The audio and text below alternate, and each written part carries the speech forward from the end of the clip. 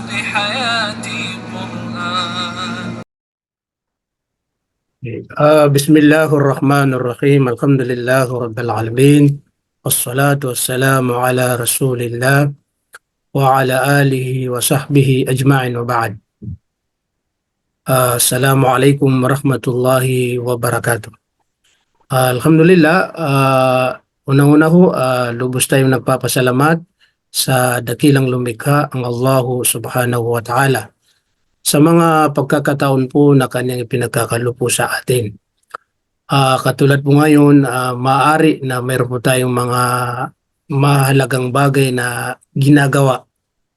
Pero dahil po mayroon tayong hangarin at layunin na magkaroon ng gantimpala mula sa Allah subhanahu wa ta'ala at madagdagan ang ating pong kaalaman sa pananampalatayang Islam at higit sa lahat ay makamit natin po ang kapatawaran ng Allah subhanahu wa ta'ala. Kaya po gumawa tayo ng paraan na dalo po o nakabisita o nakaatin po sa ating pag-aaral. Opo. Bali, itong araw na Huwebes, sa katunayan po hindi naman to madalas o di kaya permanent. Minsan mayroon tayong mga araw na Huwebes na hindi tayo nakakapag-aral dahil tumatapat po sa minsan mga meeting o sa mga importanteng gawain din po namin na mga programa sa labas. Okay, so pero dati pa rin aking pong nabanggit na ang Huwebes na ito na pag-aaral ay espesyal po talaga sa mga hindi matagal sa Islam o yung mga bagong yakap po sa pananampalatayang Islam. Kasi ang pinag-usapan po natin dito sa ating pag-aaral tuwing Huwebes ay tungkol po sa fiqh. Ang tinutukoy po natin ay ang tinatawag na at-tahara was-salah. Ibig sabihin, yung pagdadalisay kasama yung pag-aablusyon at ang mga pamamaraan ng pagdarasal po. So hindi tayo po umaalis sa dalawa na ito. Opo. Kasi siyempre sa mga bagong Muslim po, bagong yakap ng Islam, nararapat po na ang kanilang unang dapat maitindihan, maunawahan, matutunan po ay ang kumbaga gawaing sa Islam na araw-araw po. So ang isang gawain po sa Islam o di kaya nakikita po natin sa mga Muslim na kanilang ginagawa sa araw-araw ay walang iba kundi po ang pagdarasal. Opo. Makikita po natin na sila'y nagdadarasal ng hindi isang bisis kundi 5 bisis po sa maghapon. Mula sa madaling araw, mayroon tinatawag na Salatul Fajr. Sa tanghali, tinatawag na Salatul Duhur. Sa Asr ay tinatawag na sa hapon, kanina ay Salatul Asr. Mamaya pag lumubog ang araw ay tinatawag na Salatul Maghrib. Kapag gabi na, mga 7 o mahigit ay Salatul Isha. So, ito yung mapapansin po natin, makikita po natin sa ating mga kapatid na mga Muslim na talagang nagpa-practice sa Islam. Tinutupad po nila, sinusundan po nila kung anong utos ng Islam, ay nagsasala po sila ng 5 bisis sa maghapon. Kung mayroon po tayong mga nakikita mismo sa ating sarili, sa ating mga kasamahan na nagsasabi na sila mga Muslim pero hindi nila ginagampanan itong 5 pagdarasal, masasabi po natin na may kahinaan po ang tao o may pagkukulang po ang tao. Kasi ang tungkulin ng isang Muslim ay magdarasal po siya ng 5 bisis sa maghapon. 5 bisis sa maghapon. Maliban lamang sa mga panahon na may sapat na kadahilanan na hindi sila pwedeng magdarasal, yun, wala pong problema. Pero kung wala pong sapat na kadahilanan, tiyak po na sila nagkakasala sa mga araw, mga oras na pagdarasal na hindi sila nagdadarasal. Opo. Okay. Kaya ang pinakapaksa po natin ay tahara at saka sala. Ito yung ating pong, kumbaga, inuulit-ulit po bilang tayo mga bagong yakap po o bagong mga Muslim. Alam ko po yung iba sa inyo, alhamdulillah, ngayon na kabisado nila yung mga binabanggit, binibigay sa pagdarasal. Dahil po sa pagpupursige, pagbibigay ng malawak na oras, kaya alhamdulillah, madali nilang natutunan. At mayroon ding iba na naman na hanggang ngayon, hindi pa rin nila nakukuha yung kumpleto o natutunan o naisasaulo yung kumpletong mga binabanggit po sa pagdarasal.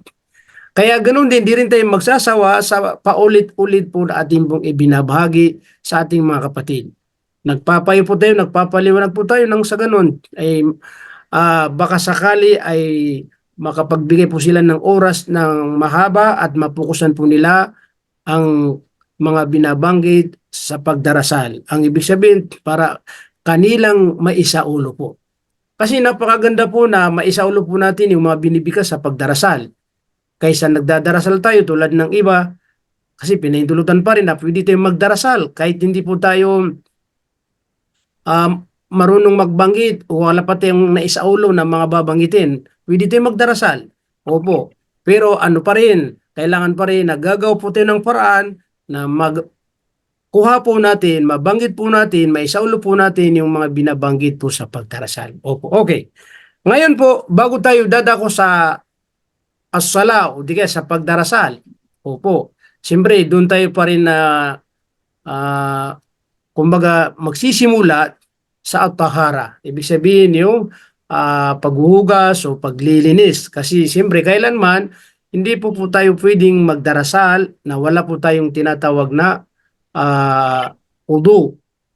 Hindi po tayo pwedeng magdarasal na wala tayong ablusyon. Ibig sabihin, bago tayo magdarasal, ay mag-ablusyon po tayo muna. Yun ang ibig sabihin po. Okay. Ang pagdarasal po, mga kapatid namin sa pananampalatayang Islam, nararapat na unang matutunan ay ang mga pamamaraan ng pag-ablusyon o pag-uudo. Okay. Ang susunod, ang mga kilos ng pagdarasal at kasama ang mga binibigas at mga binabanggit po. Pero bago natin po ito aalamin o ulitin, ipaliwanag kasi yung iba po, naipaliwanag po sa kanila. Opo. So, tandaan po natin, may tinatawag na mga kondisyon ng pagdarasal. Kondisyon kung sino ang nararapat magdarasal. At mga kondisyon kung ano ang tamang pagdarasal. Paano tatanggapin ang pagdarasal? Opo. So, unang-una po, para maging malinaw po sa atin, para malaman natin kung kanino ba iniobligado ang pagdarasal, di ba po? Yun ang pinakano dyan. Okay. Una, kailangan maging malinaw po sa atin na ang pagdarasal po ay iniobligado lamang. Halimbawa, sino ba ang pinag-uutosan na magdarasal? Opo. Ang pagdarasal ay iniobligado lamang unang-una sa tinatawag na Muslim. Opo.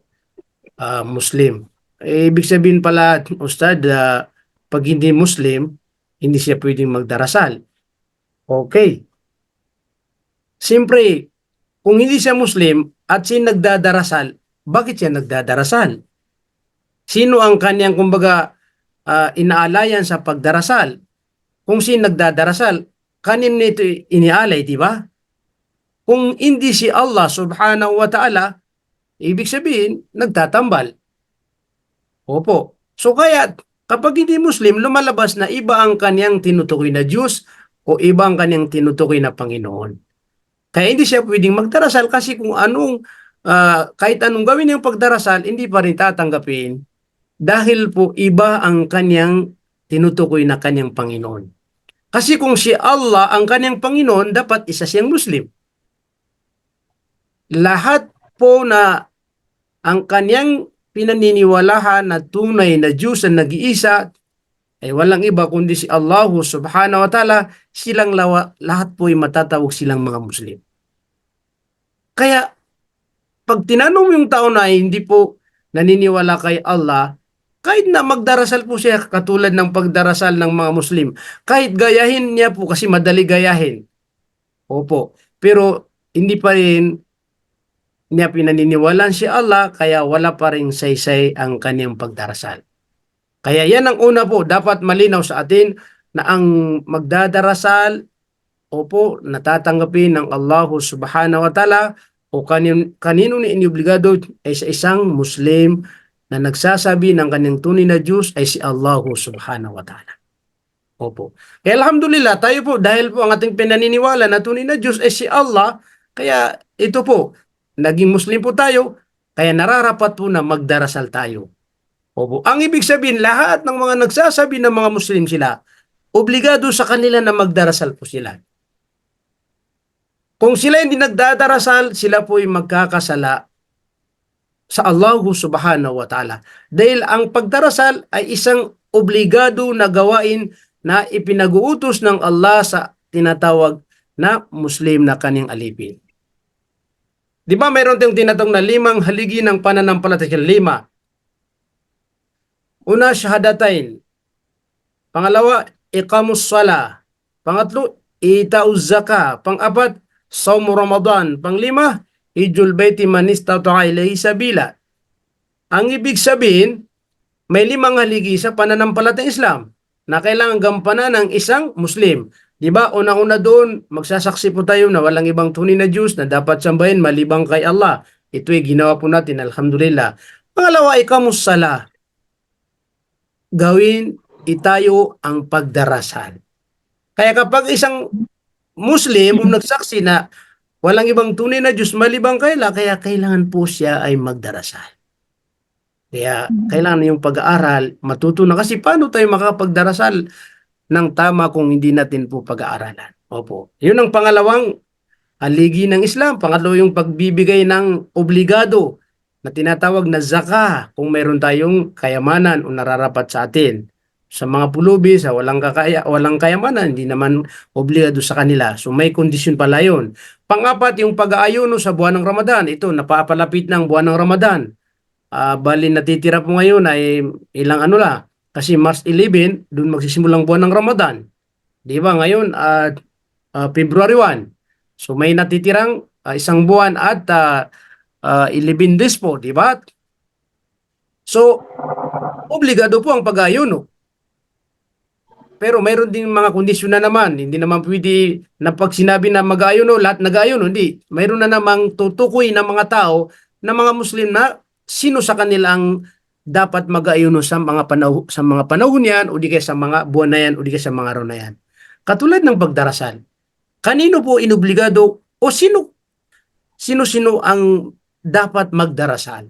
Okay. So ibig sabihin, yung pang-apat na haligi ng Islam, yun ang pag-ayuno. Pang-5 ay ang tinatawag na hijjul baiti man istata'a ilayhi sabila, yung tinatawag na pagsasagawa ng Hajj.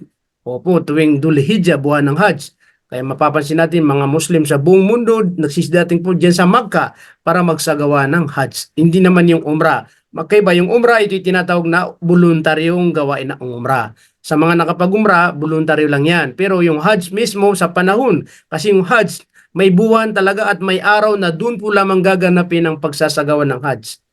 Hindi katulad po ng Umrah na ito'y kahit araw-araw ay nag-Umrah po tayo, walang kumbaga details, wala pong nakatagdang araw, nakatagdang buwan, nakatagdang oras na dito lamang kayo magsasagawa ng Umrah.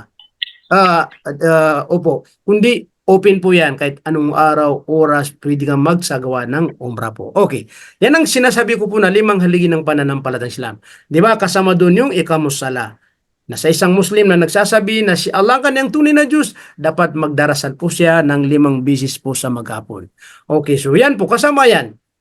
Sa kailangan malaman, Muslim pala ang inutusan na magdarasal po siya.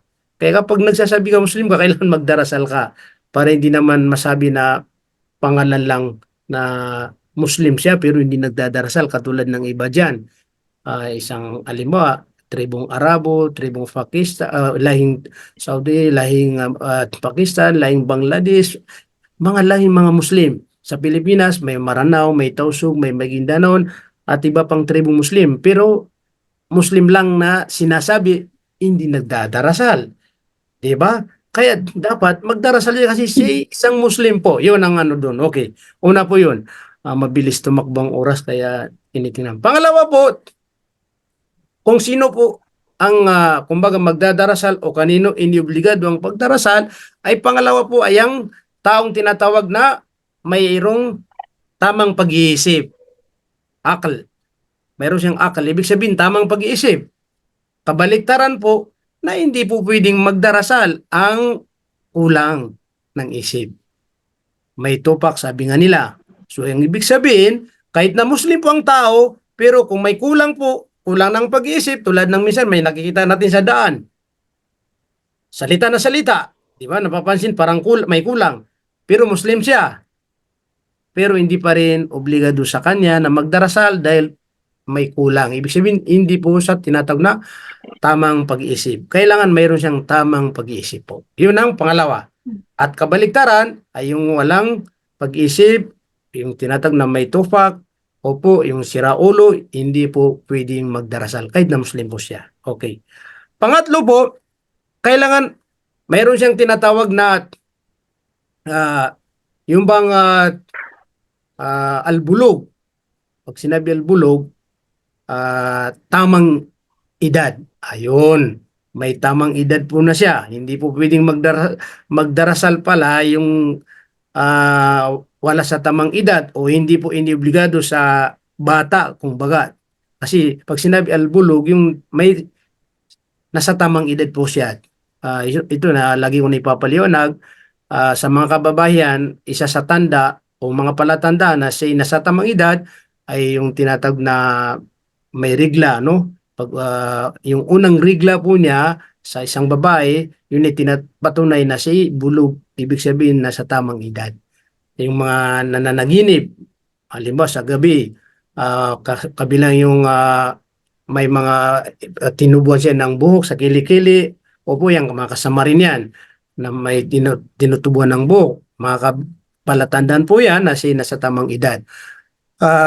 Tiningnan po nila kasi yung may mga karanasan at mga experience, ang mga scholar po nagsasabi po sila na 14 to 15 parang ganun. Pero ngayon mayroon ding mga 13 na o 12 na ay nadatnan po siya o di kaya may ano na siya, may buwan ng kumbaga dalaw ng buwan. Ibig sabihin nun, kahit na hindi umabot ng 14, 15, ano pa rin siya,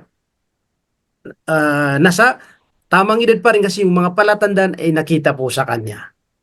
Opo. Pero ang kadalasan 15 or 14, yun. Sa mga kababayan, ganoon din sa mga kalalakihan po. Okay.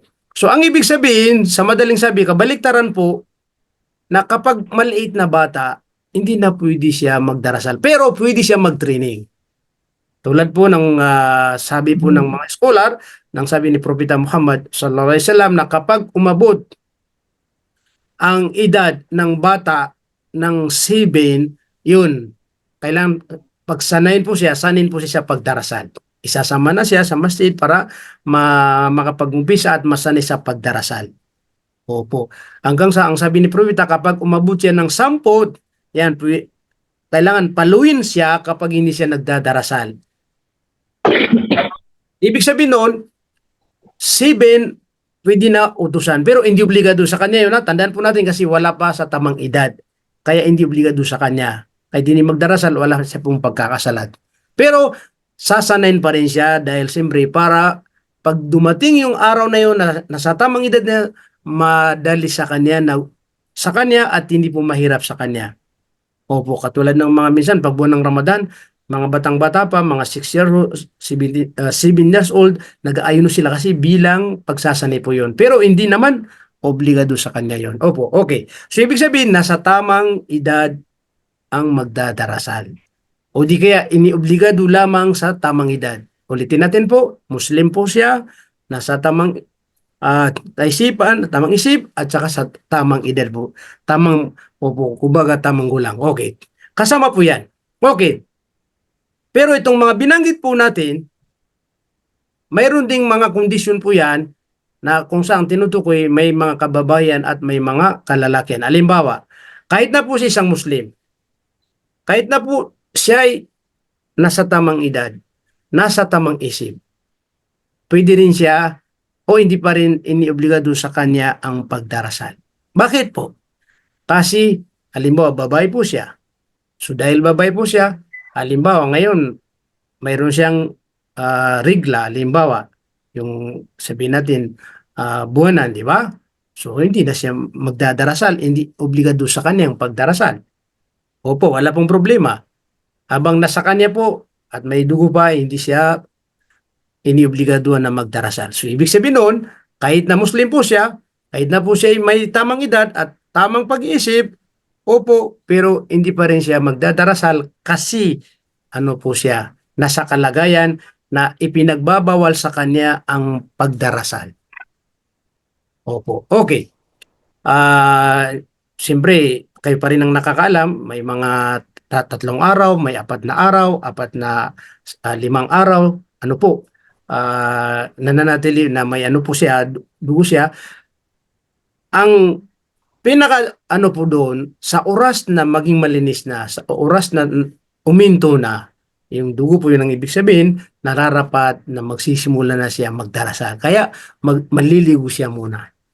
So, tinatawag na gusal po siya muna hanggang sa magsimula po siya sa pagdarasal. Doon po sa tinatawag natin na halimbawa ah, ah, may regla. Opo. Okay.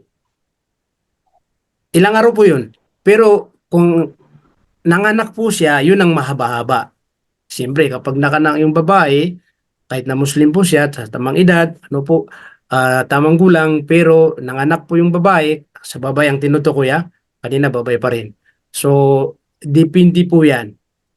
Sa oras na manganak ang babae, hintayin pa rin na maging malinis po ang kanyang, ano po, hanggang huminto na, okay, mayroon pong mga nagsasabi po na hanggang 40 days. Opo. Pag 40 days na, opo, doon siya maglilinis, maliligo at magsisimula po siya magdarasal. Opo. So, ibig sabihin nun, yan po ang tinutukoy na mga tao na dapat po sila magdarasal o di kaya iniobligado sa kanila ang pagdarasal po mga kapatid namin sa pananampalataya. At ganun din, ipinagbawal pa rin din sa isang, halimbawa, kahit na Muslim siya o nasa tamang edad ano siya at saka sa tamang gulang, kung may kalagayan na tinatawag na junub, hindi kaya tinatawag na mayroong hadathil asgar o mayroong tinatawag na hadathil akbar. Ibig sabihin, at may kalagayan po siya na malaking marumi na kalagayan, yung maliit na kumbaga marumi sa kanyang kalagayan. Anong ibig sabihin nun? Okay. Tulad ng janaba. Ibig sabihin ng janaba, yung halimbawa mag-asawa. O di kaya, di ba, mag-asawa. So dahil nagkaroon silang dalawa, naging janaba po sila. Siyempre, nagtalik po silang dalawa. So hindi po rin pwedeng magdarasal hanggat hindi po sila maligo. Katulad po ng nabanggit natin na yung babae na nanganak at saka may regla, maliligo sila muna bago sila magdarasal. Ganun din po sa mga kalagayan at mga kababayan kasi dalawang tinutukoy yan. Yung halimbawa mag-asawa, kailangan magkaroon sila muna ng ghusl. Opo. Ibig sabihin, yung malaking haid. Ang malaking haid, yung halimbawa, yung tinatawag natin na nagipagtalik sa asawa. Opo. So, sa oras na yun, kailangan po obligado maligo po siya. Ang tinutukoy na naman na hadatil asgar, maliit na, kumbaga maliit na ano po, marumi, yung walang ablusyon. Opo, hindi ka nagipagtalik, wala kang kalagay sa tinatawag na janaba, pero wala kang ablusyon. Pag wala kang ablusyon, hindi ka pwedeng magdarasal. Ito yung sinasabi po na kagandahan po ng pananampalatayang Islam. Na tuwing magdadarasal, kailangan malinis. Di ba? Kailangan tahir po siya. Mayroon siyang ablusyon. So, ang ibig sabihin, kung hindi ka mag-ablusyon, hindi ka naghuhugas, kahit na Muslim ka, kahit na tamang edad ka, kahit tamang gulang puwat, opo, kahit naligo ka, pero hindi mo ginawa yung tamang pamamaraan sa paghuhugas po, ayun, hindi ka nagkaroon ng tinatawag na udo. So, wala kang udo, wala kang ablusyon. Kaya, kung magsala ka, na ganun po ang kalagayan, hindi po tatanggapin ng pagdarasal. Hindi po tatanggapin ng pagdarasal kahit na maghapon nagdarasal, pero wala kang udo. Hindi ka dumaan sa tinatawag na udo ablusyon. Subhanallah. Kaya ito po yung nararapat na ginagawa po ng isang magdadarasal na mag-ablusin siya muna. Mag-ablusin po siya muna. Okay. Ngayon po, nabanggit natin o natapos po natin yung mga kondisyon kung kanino po ba iniobligado ang pagdarasal. Okay, malinaw na po ngayon ha. Bago tayo lumipat doon, kasi mayroon pa akong natitirang oras, at lilipat ako na naman doon sa mga kondisyon na paano maging tama ang pagdarasal. Opo, halimbawa, paano maging tama? Kasi, okay, ako magdadarasal ako, pero paano magiging tama ang pagdarasal? So, may mga kondisyon na dapat daanan mo yun. Kapag nakumpleto mo yun, magiging tama ang pagdarasal. Kasi ngayon tapos na, halimbawa, nandun ka, ikaw isa ka Muslim, tamang edad, okay, lahat nandun ka. Ngayon, magdadarasal ka. So, paano tayo makapagdarasal ng tama? So, may mga kondisyon. Kapag ginawa po natin yung kondisyon, magiging tama ang ating pagdarasal. Okay. Ngayon, tanungin yung sarili niyo, ako at kayo rin. Araw-araw nagdadarasal ako. Ito bang mga babanggitin natin?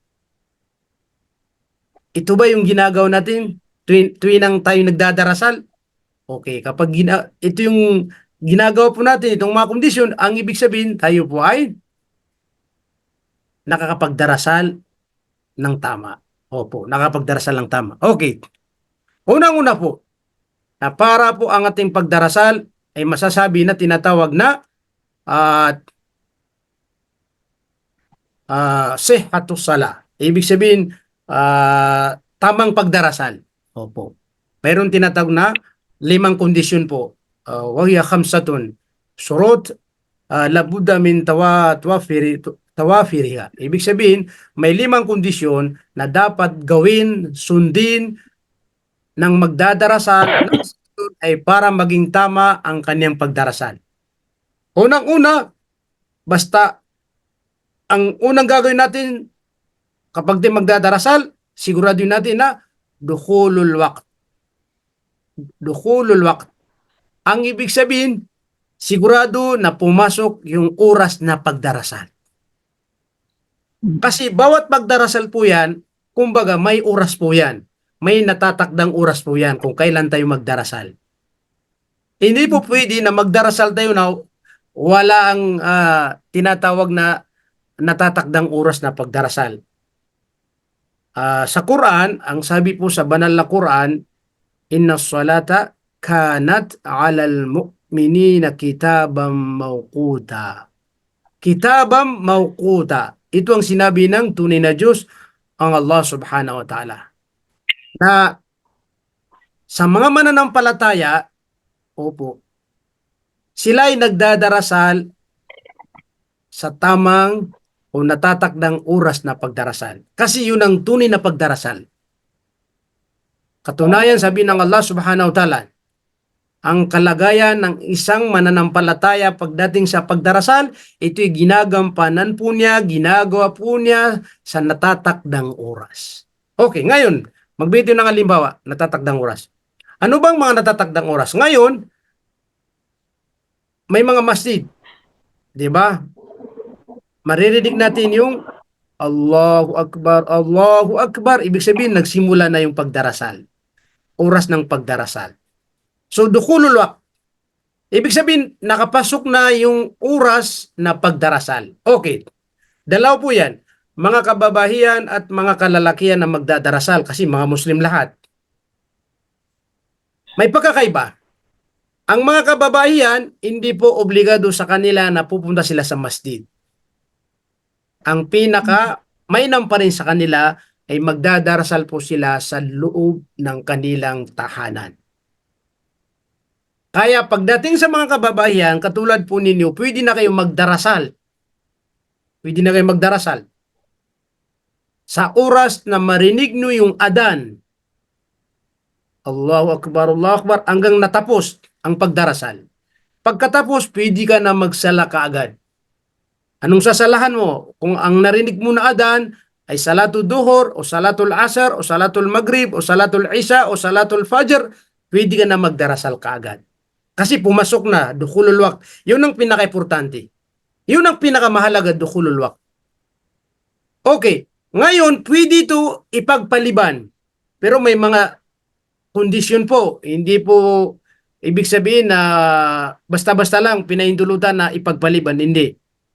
May mga kondisyon po kung pwedeng ipagpaliban. Kapag hindi nakapasok dun sa tamang kondisyon, hindi po pwedeng ipagpaliban. Kasi ang katunayan, ang tamang pagdarasal ng mananampalataya sa Allah ay ginagawa nito sa oras na pagdarasal o natatakdang oras.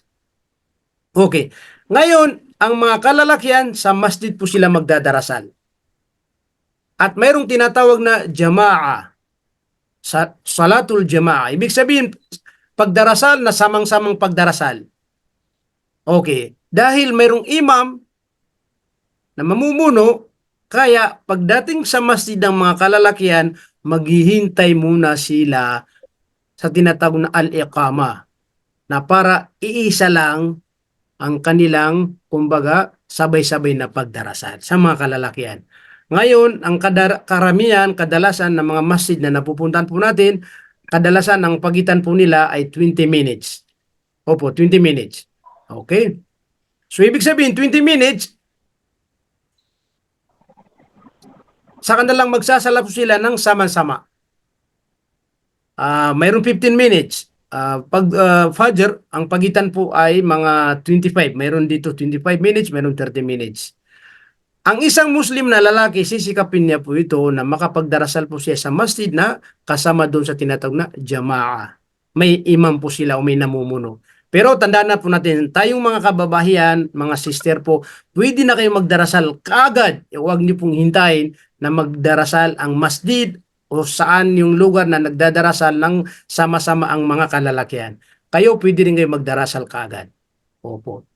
Yung pa rin ang pinakamainam sa inyo, liban kung may kasalukuyan na niluluto niyo po, kapag iniwanan niyo yan, baka masunog ang halimbawa may niluluto ka, pag nagsala ka rin, pwede masira yung niluluto. Ayan, pwede pagpaliban. Kailangan tapusin niyo muna, masigurado, tapos ka lang magdarasal.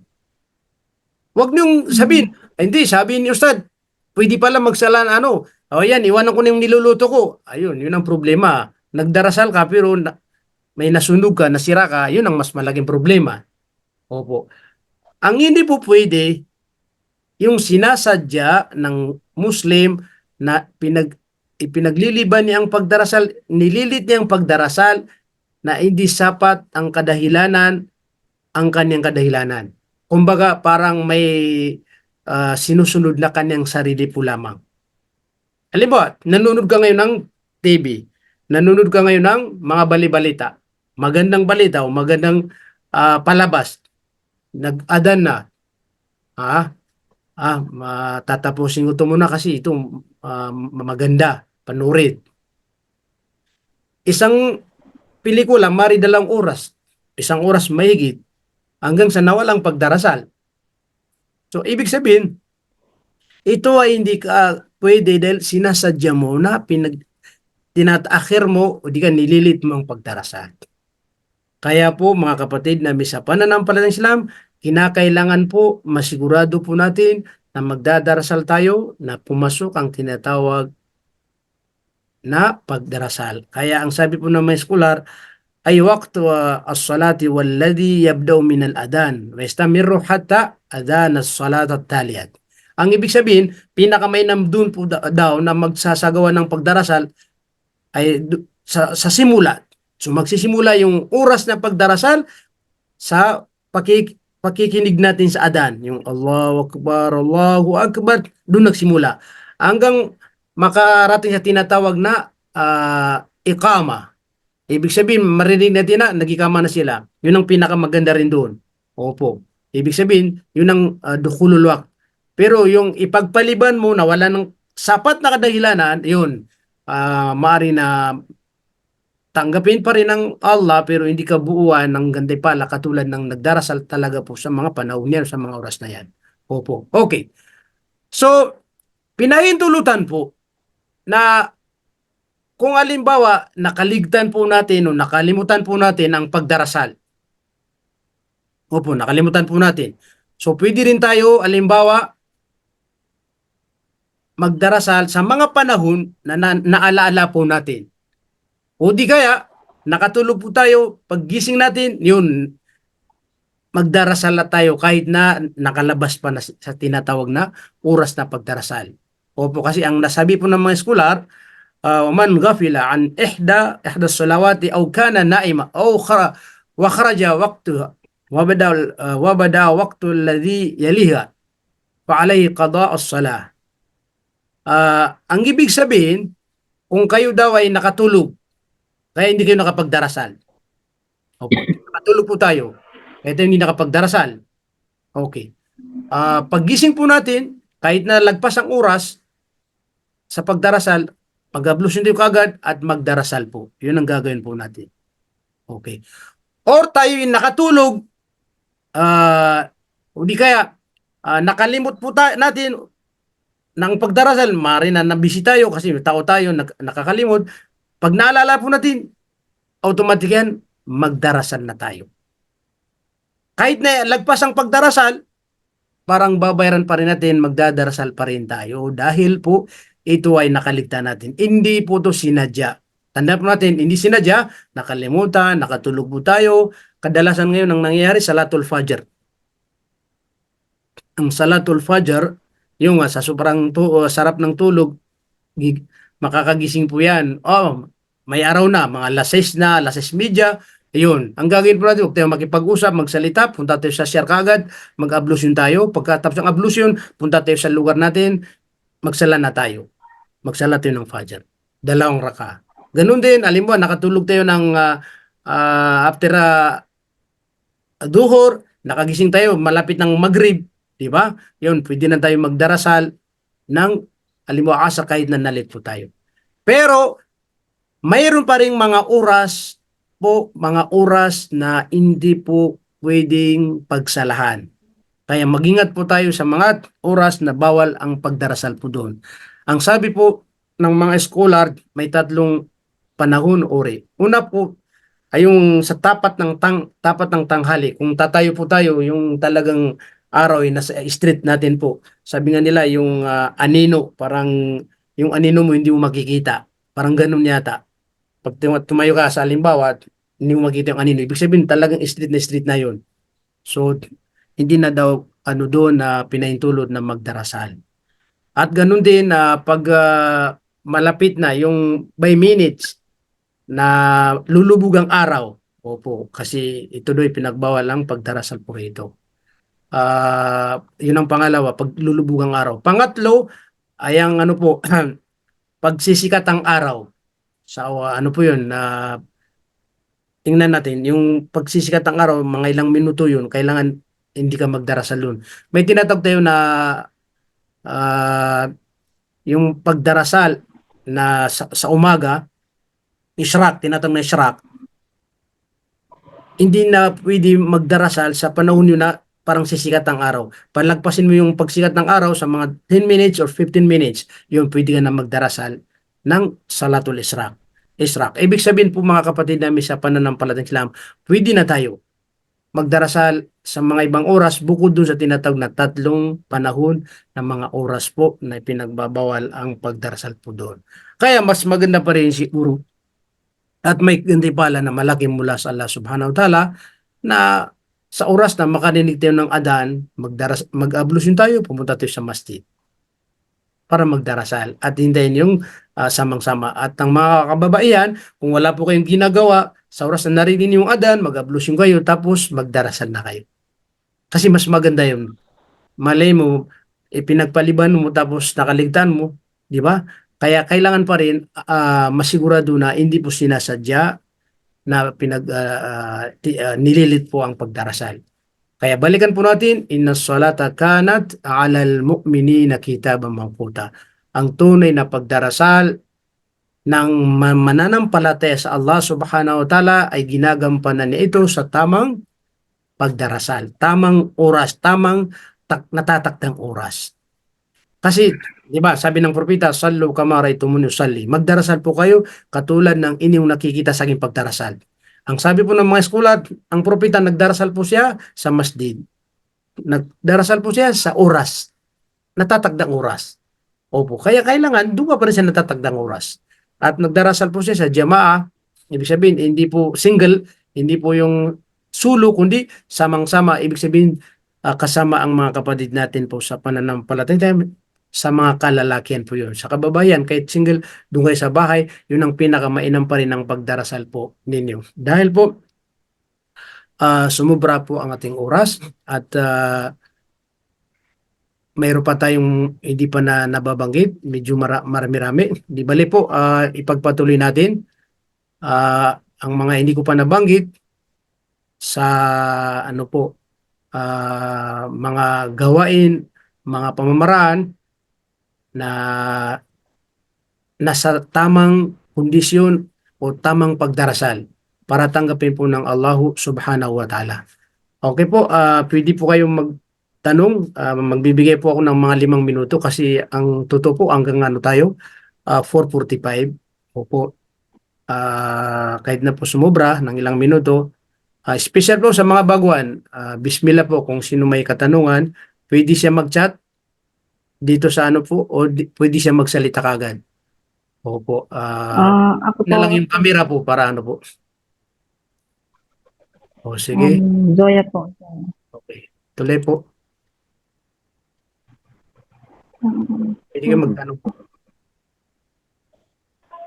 Hello po, Ustad. Zoya po, Zoya. Zuya, opo. Sige, welcome po siya. Ano pong katanungan? Ako po, pag marunong na po akong magdasal, Okay. tapos yung ano po, yung Arabic letters po, kabisado ko na rin po. Mashallah. Yan po. Yung pagdadarasal po, ginagawa ko na po yun araw-araw. Kasi marunong na po ako from the beginning po to the end. Okay. Ganito na lang po, maganda po yung balita ni Sister Zoya. Sa mga naging brief po sa amin, katulad po ninyo, na kumbaga nakabigay ng mga papilis po sa amin.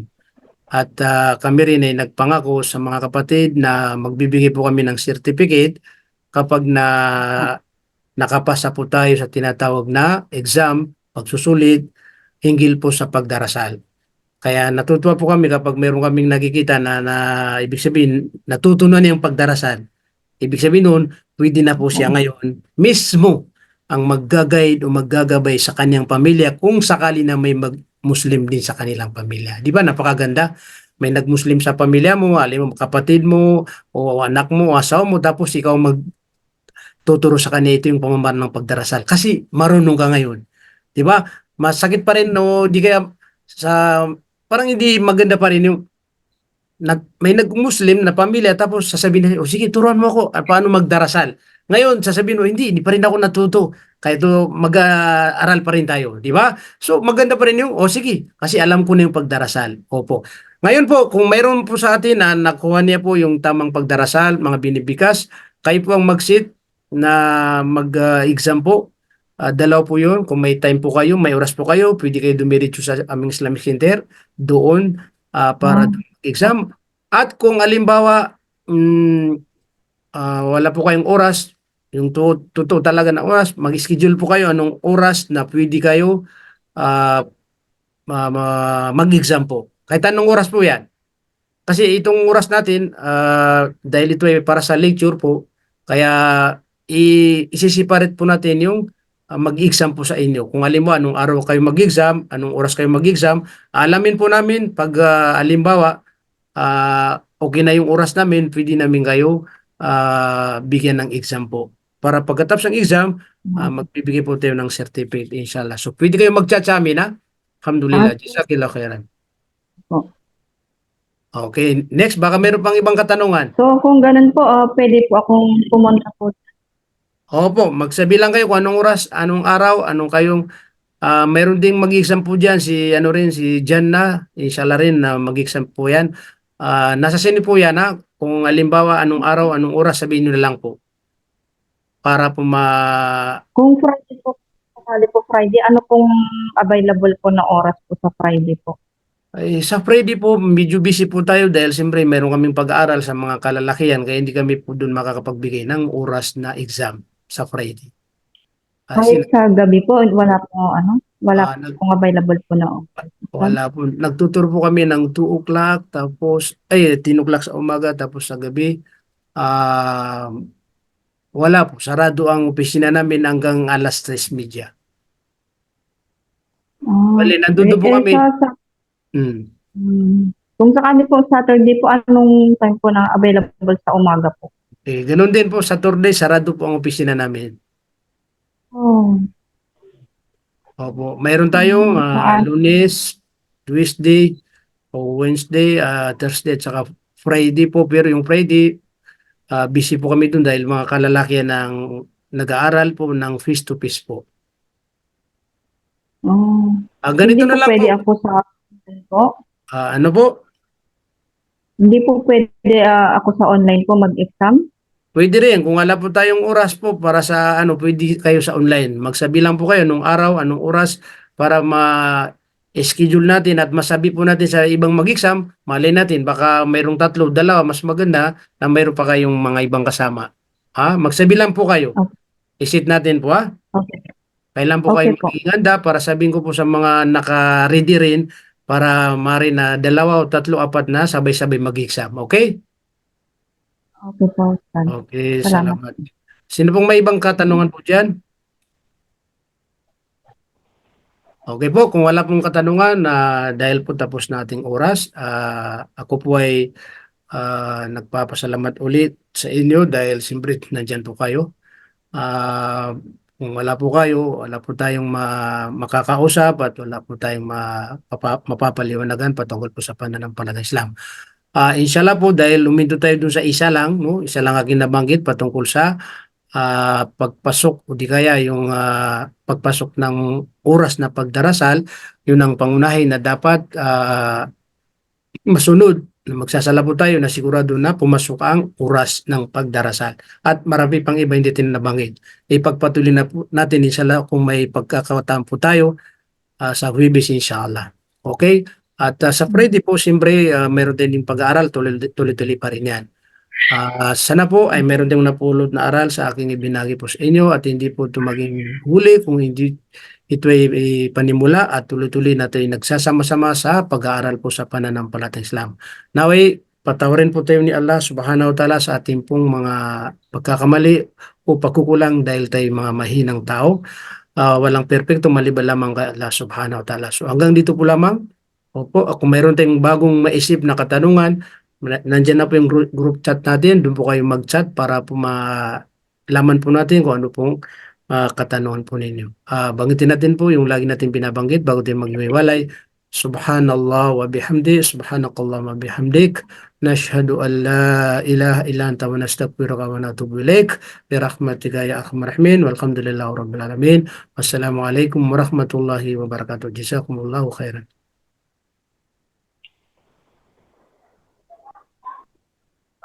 Ya Allah ya Allah.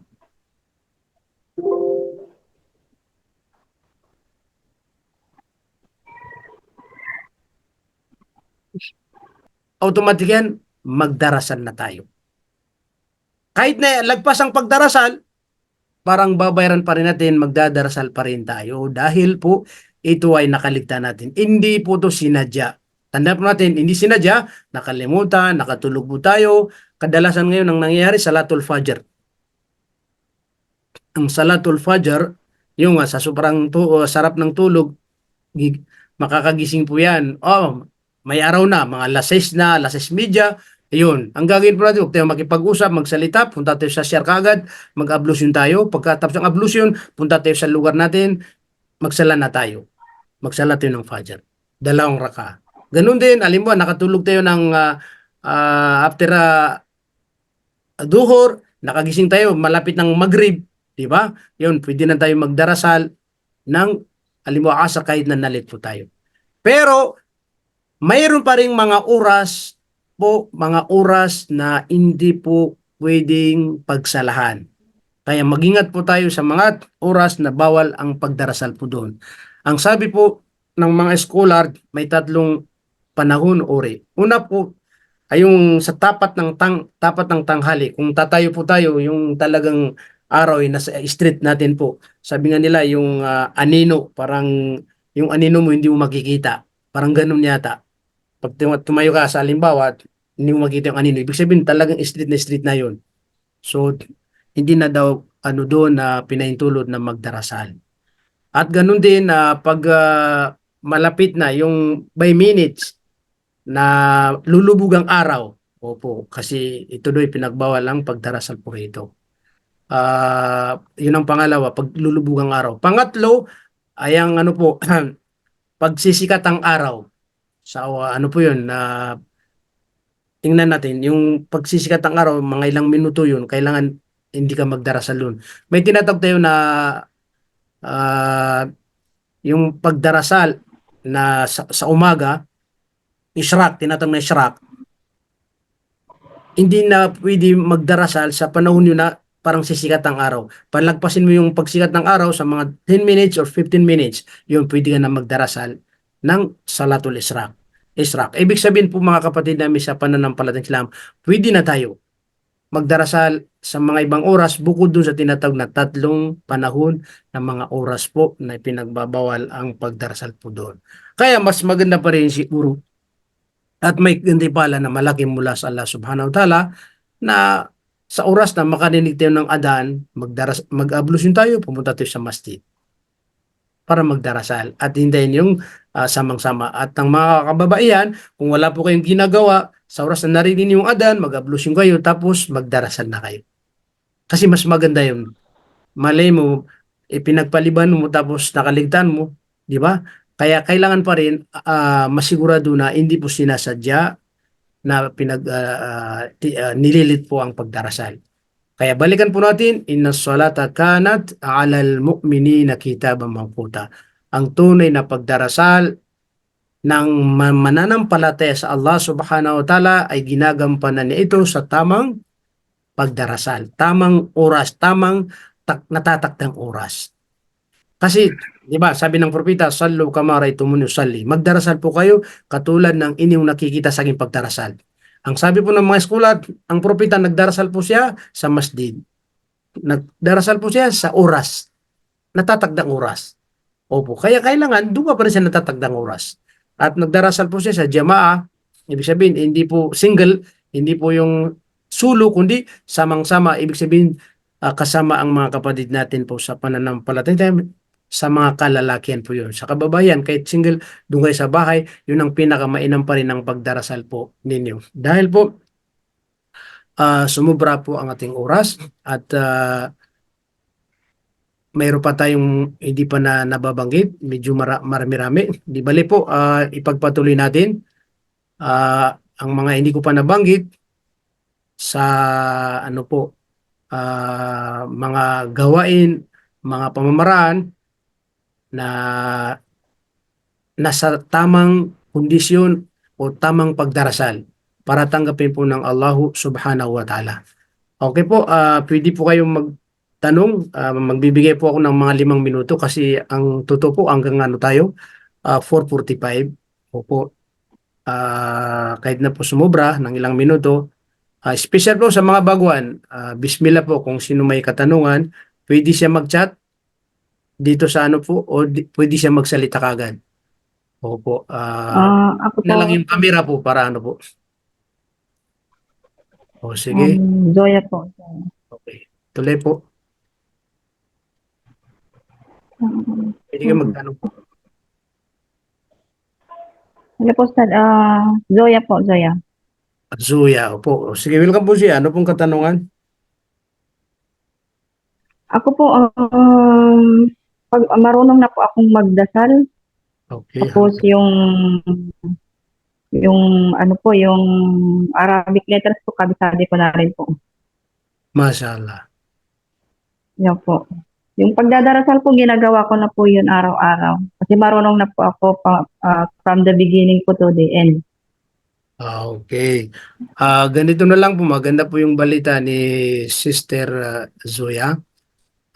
Sa mga naging brief po sa amin, katulad po ninyo, na kumbaga nakabigay ng mga papilis po sa amin At kami rin ay nagpangako sa mga kapatid na magbibigay po kami ng certificate kapag nakapasa po tayo sa tinatawag na exam, pagsusulit, hinggil po sa pagdarasal. Kaya natutuwa po kami kapag meron kaming nakikita na ibig sabihin natutunan niya yung pagdarasal. Ibig sabihin nun, pwede na po siya ngayon mismo ang magga-guide o maggagabay sa kanyang pamilya kung sakali na may Muslim din sa kanilang pamilya. Di ba? Napakaganda.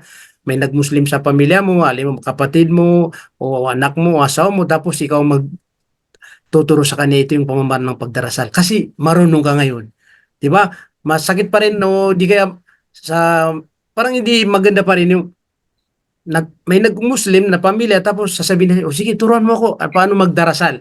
Ngayon, sasabihin mo, hindi pa rin ako natuto. Kahit mag-aaral pa rin tayo, di ba? So, maganda pa rin yung, oh sige, kasi alam ko na yung pagdarasal. Opo. Ngayon po, kung mayroon po sa atin na nakuha niya po yung tamang pagdarasal, mga binibikas, kayo po ang mag-sit na mag-exam po. Dalaw po yun. Kung may time po kayo, may oras po kayo, pwede kayo dumiretso sa aming Islamic Center doon para exam. At kung alimbawa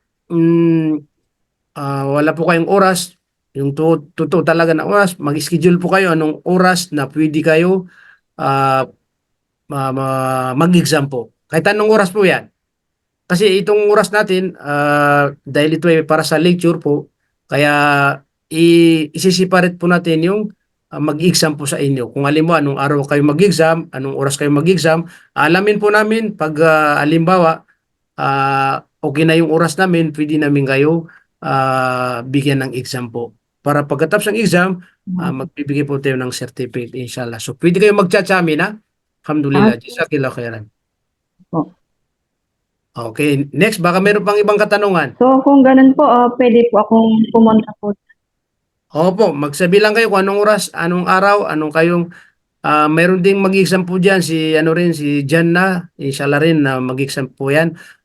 Nasa sini po 'yan, ha. Kung halimbawa anong araw, anong oras sabihin niyo na lang po. Para po Kung Friday po, sakali po Friday, ano pong available po na oras po sa Friday po? Sa Friday po, medyo busy po tayo dahil siyempre meron kaming pag-aaral sa mga kalalakihan kaya hindi kami po doon makakapagbigay ng oras na exam sa Friday. Kahit sa gabi po, wala Nag, pong available po na oras. wala po. Nagtuturo po kami ng 2 o'clock, tapos, 10 o'clock sa umaga, tapos sa gabi. Ah, wala po. Sarado ang opisina namin hanggang alas 3:30. Bali, nandun po kami. Kung sakali po Saturday po, anong time po na available sa umaga po? Ganun din po, Saturday, sarado po ang opisina namin. Oh. Opo. Mayroon tayong Lunes, Tuesday, o Wednesday, Thursday, at saka Friday po. Pero yung Friday, busy po kami dun dahil mga kalalakihan ng nag-aaral po ng face-to-face po. Ganito Hindi na po lang pwede po. ako sa po? Ano po? Hindi po pwede ako sa online po mag-exam? Pwede rin. Kung wala po tayong oras po para sa pwede kayo sa online. Magsabi lang po kayo nung araw, anong oras para ma-schedule natin at masabi po natin sa ibang mag-exam, malay natin, baka mayroong 3, 2, mas maganda na mayroon pa kayong mga ibang kasama. Magsabi lang po kayo. Okay. Isit natin po, ha? Okay. Kailan po kayo mag-iinganda para sabihin ko po sa mga naka-ready rin para mari na 2 o 3, 4 na sabay-sabay mag-exam. Okay? Okay po. Okay, Salamat. salamat. Sino pong may ibang katanungan po dyan? Okay po, kung wala pong katanungan, dahil po tapos na ating oras, ako po ay nagpapasalamat ulit sa inyo dahil siyempre nandyan po kayo. Kung wala po kayo, wala po tayong makakausap at wala po tayong mapapaliwanagan patungkol po sa pananampalatayang Islam. Inshallah po dahil luminto tayo dun sa isa lang, no? Isa lang aking nabanggit patungkol sa pagpasok o di kaya yung pagpasok ng oras na pagdarasal, yun ang pangunahin na dapat masunod. Magsasala po tayo na sigurado na pumasok ang oras ng pagdarasal. At marami pang iba hindi nabanggit. Ipagpatuloy na po natin inshallah kung may pagkakataon po tayo sa Huwebes inshallah. Okay? At sa Friday po, siyempre, meron din yung pag-aaral, tuloy-tuloy pa rin yan. Sana po ay meron ding napulot na aral sa aking ibinagi po sa inyo at hindi po ito maging huli kung hindi ito ay panimula at tuloy-tuloy natin nagsasama-sama sa pag-aaral po sa pananampalatayang Islam. Naway, patawarin po tayo ni Allah subhanahu wa ta'ala sa ating pong mga pagkakamali o pagkukulang dahil tayo mga mahinang tao. Walang perpekto maliban lamang kay Allah subhanahu wa ta'ala. So hanggang dito po lamang. Opo, kung mayroon tayong bagong maisip na katanungan, nandiyan na po yung group chat natin. Doon po kayo mag-chat para po malaman po natin kung ano pong katanungan po ninyo. Banggitin natin po yung lagi natin binabanggit bago tayo maghiwalay. Subhanallah wa bihamdi, subhanakallah wa bihamdik. Nashhadu an la ilaha illa anta wa nastaghfiruka wa natubu ilaik. Birahmatika ya arhamar rahimin. Walhamdulillahi rabbil alamin. Wassalamualaikum warahmatullahi wabarakatuh. Jazakumullahu khairan.